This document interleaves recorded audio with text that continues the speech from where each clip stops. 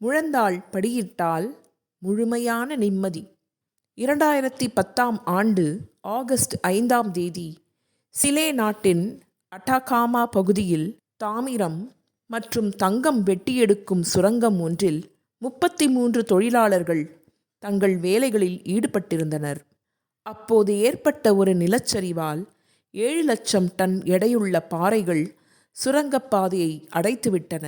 அந்த 33 தொழிலாளர்களும் நிலத்திற்கடியில் 2500 அடி ஆழத்தில் உயிரோடு புதைக்கப்பட்டனர். போராட்டம் ஆரம்பமானது. அவர்களை கண்டுபிடிக்க எடுக்கப்பட்ட அத்தனை முயற்சிகளும் தோற்று போயின. 17 நாட்கள் கழித்து ஆகஸ்ட் 22ஆம் தேதி அவர்கள் அனைவரும் உயிருடன் இருந்தது கண்டுபிடிக்கப்பட்டது. சுரங்கத் தொழிலாளர்களை மீட்கும் முயற்சிகள் ஆரம்பமாயின. 50 நாட்கள் மேற்கொள்ளப்பட்ட பல்வேறு முயற்சிகளின் சிகரமாக அக்டோபர் 12 நள்ளிரவு துவங்கி அக்டோபர் 14ஆம் தேதி அதிகாலை வரை 33 தொழிலாளர்களும் ஒவ்வொருவராக வெளியேற்றப்பட்டனர். இந்த நிகழ்வை இவ்வளவு விவரமாக கூறுவதற்கு காரணம் இன்றைய ஞாயிறு வாசகங்களே. மனம் தளராமல் நம்பிக்கையுடன் ஜெபிப்பதை குறித்து சிந்திக்க இந்த ஞாயிறன்று அழைக்கப்பட்டுள்ளோம். கடுகளவு நம்பிக்கை இருந்தால், அந்த நம்பிக்கையுடன் ஜெபங்கள் எழுப்பப்பட்டால் மலைகள் பெயர்ந்துவிடும், மரங்கள் வேருடன் எடுக்கப்பட்டு கடலில் நடப்படும். எரிகோவின் மரங்கள் வேருடன் எடுக்கப்பட்டு கடலில் நடப்படும். எரிகோவின் மதில்கள் இடிந்து விழும் என்ற நம்பிக்கை தரும் சொற்கள் விவிலியத்தில் உள்ளன. ஜெபத்தின் வல்லமையால் இஸ்ரேல் மக்கள் போரில் வெற்றி கொண்டதை விடுதலை பயண நூலிலிருந்து எடுக்கப்பட்ட இன்றைய முதல் வாசகம் நமக்கு கூறுகிறது. மத்திய கிழக்கு பகுதியின் பல நாடுகளுக்கும் கனவிலும் நனவிலும் அச்சமூட்டுபவர்களாக இருந்தவர்கள் அமலேக்கியர்கள். அவர்களை எதிர்க்க யாருக்கும் துணிவு இல்லை. அவர்கள் இஸ்ரேல் மக்களுக்கு எதிராக போர் தொடுக்க வந்தனர். இச்செய்தியே இஸ்ரேலரின் நம்பிக்கையை குலைத்து அவர்களது தோல்வியை உறுதி செய்திருக்க வேண்டும். ஆனால் மோசேயின் ஜெபம் அவர்களை வெற்றியடைய செய்தது. ஜெபத்தின் வலிமையால் எதிர்வரும் சக்திகளை முறியடிக்கலாம் என்பதை விடுதலை பயண நூல் வாசகம் சொல்கிறது. மனம் தளராமல் ஜெபிப்பதால் நீதியை நிலைநிறுத்த முடியும் என்பதை லூக்கா நற்செய்தி சொல்கிறது. தொடர்ந்து ஜெபியுங்கள், தளராது ஜெபியுங்கள்.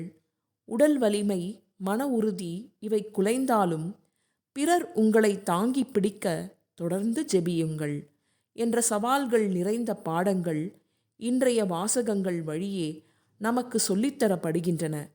அவர்கள் மனம் தளராமல் எப்பொழுதும் இறைவனிடம் மன்றாட வேண்டும் என்பதற்கு இயேசு ஓர் உவமை சொன்னார் என்று இன்றைய நற்செய்தி ஆரம்பமாகிறது. இறைவனுக்கு அஞ்சாமல், மனிதர்களை மதிக்காமல், ஊழலில் ஊறிப்போன ஒரு நடுவரிடம் ஒரு கைம்பெண் நீதி பெறுகிறார். லஞ்சம் கொடுத்து பெற வேண்டியதை லட்சிய வெறி கொண்டு பெறுகிறார். நல்லது கெட்டது என்பதையெல்லாம் பார்க்க மறுத்து பாறையாகி போன நடுவரின் மனதை தன் தொடர்ந்த வேண்டுதல் முயற்சிகளால் கரைத்து விடுகிறார் அந்த கைம்பெண். மனம் தளராமல் ஜெபிப்பதால் விளையும் நன்மைகளை கூறும் பல 100 கதைகளில் என் மனதில் இடம் பிடித்த ஒரு கதை இது. டாக்டர் அகமது தலைசிறந்த மருத்துவர். பல ஆண்டுகள் அவர் மேற்கொண்ட ஓர் ஆய்வின் முடிவுகள் மருத்துவ உலகையே வியப்பில் ஆழ்த்தியதால் அகில உலக மருத்துவர் கழகம் அவருக்கு விருது ஒன்றை அறிவித்தது. பக்கத்து நாட்டில் நடைபெறும் அகில உலக கருத்தரங்கில் அவ்விருதை வழங்க அக்கழகம் அவருக்கு அழைப்பு விடுத்திருந்தது. விருது நாளன்று காலை அவர் தன் நாட்டிலிருந்து விமானத்தில் பயணம் மேற்கொண்டார். விமானம் கிளம்பி 1 மணி நேரத்தில் விமானத்தில் பிரச்சனை ஒன்று உருவானதால் அருகிலிருந்த ஓர் ஊரில் விமானம் தரையிறக்கப்பட்டது.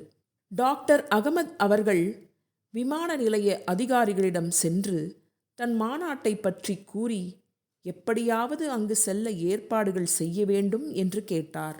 அடுத்த 10 மணி நேரத்திற்கு வேறு விமானங்கள் அவ்வழியே செல்லாது என்பதை அதிகாரிகள் தெளிவுபடுத்தினர்.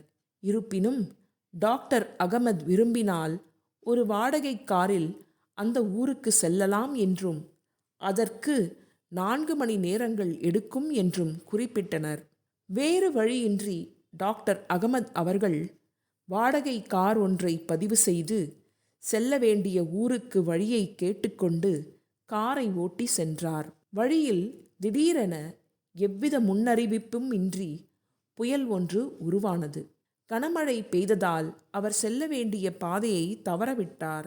அந்த பாதையில் 2 மணி நேரங்கள் ஓட்டிய பின் களைப்பாலும் பசியாலும் சாலையின் ஓரமாக காரை நிறுத்தினார்.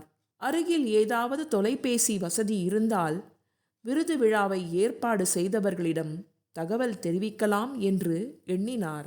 பக்கத்தில் ஒரு வீடு இருந்தது. அங்கு சென்று கதவை தட்டினார். வயதான ஒரு பெண் கதவை திறந்தார்.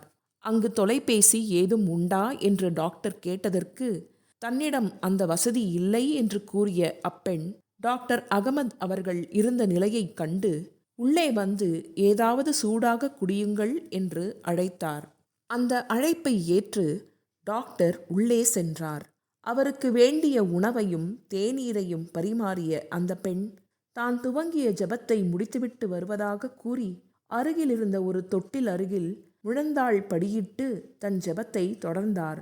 மனமுருகி கண்ணீருடன் அவர் ஜெபித்ததை பார்த்து கொண்டிருந்த டாக்டர் அவருக்கு உதவி செய்ய எண்ணினார். அவர் ஜெபத்தை முடித்துவிட்டு வந்ததும் அவரது கண்ணீருக்கும் ஜெபத்திற்கும் காரணம் கேட்டார். அந்த வயதான பெண், இறைவன் என் வேண்டுதல்கள் அனைத்திற்கும் பதில் வழங்கியுள்ளார்.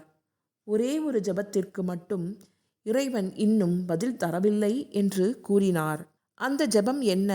அந்த தொட்டிலில் இருப்பது யார் என்று கேள்விகள் எழுப்பிய டாக்டரிடம் அவர் விவரங்கள் சொன்னார். தொட்டிலில் உறங்குவது என் பேரக்குழந்தை. அவனுடைய பெற்றோர் இருவரும் அண்மையில் ஒரு விபத்தில் இறந்துவிட்டனர். என் பேரனுக்கு வினோதமான ஒரு புற்றுநோய் உள்ளது. அந்த புற்றுநோயை குணமாக்கும் திறமை கொண்டவர் பக்கத்து நாட்டில் உள்ள ஒரே ஒரு மருத்துவர். அவர் பெயர் டாக்டர் அகமது என்பது மட்டும் தெரியும். அவரை சென்று பார்க்கும் அளவுக்கு எனக்கு வசதி இல்லை. அதனால் இறைவா, அந்த டாக்டரிடம் எப்படியாவது எங்களை கொண்டு சேர்த்துவிடு என்பது ஒன்றே நான் தினமும் எழுப்பும் வேண்டுதல் என்று கூறி முடித்தார் அந்த பெண். இதை கேட்டுக்கொண்டிருந்த டாக்டர் அகமது கண்களில் கண்ணீர் வழிந்தோடியது. அவர் தன் கதையை சொன்னார். தான் விருது வாங்க புறப்பட்டது, விமானம் பழுதடைந்தது, புயலால் தான் வழியை தவறவிட்டது, இந்த இல்லத்தின் கதவை தட்டியது என்று அன்று காலை முதல் தனக்கு நிகழ்ந்ததையெல்லாம் கூறிய டாக்டர் அகமது அந்த பெண்ணிடம், நீங்கள் தேடிக்கொண்டிருக்கும் டாக்டர் அகமது நான்தான் என்று கூறினார். ஜெபத்தை குறித்து தொடர்ந்து ஜெபிப்பதை குறித்து நமது எண்ணங்களை தெளிவுபடுத்த, உள்ளங்களை உறுதிப்படுத்த, ஜெபம் நமது வாழ்வின் இன்றியமையாத ஒரு பகுதியாக மாற இறைவனிடம் வரம் வேண்டுவோம்.